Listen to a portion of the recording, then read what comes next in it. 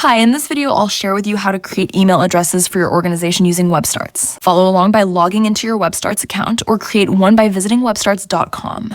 Once logged in, select Mailboxes from the drop-down menu in the top right. Click the button labeled Add a new email box. Note, before you can create an email address, you must have added a domain name to your site. Enter the first and last name of the person you're creating the email address for. In the email address field, enter a desired username.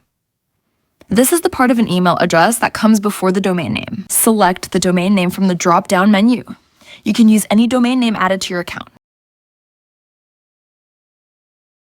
Enter and confirm a password and click Submit.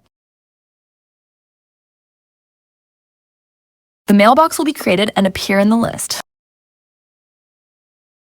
Click the View icon to log into webmail.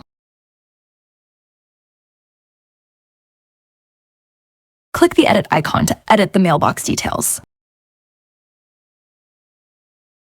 Click the trash can icon to remove a mailbox. That's it for this video. Be sure to like and subscribe. Leave your questions below, and I'll see you next time.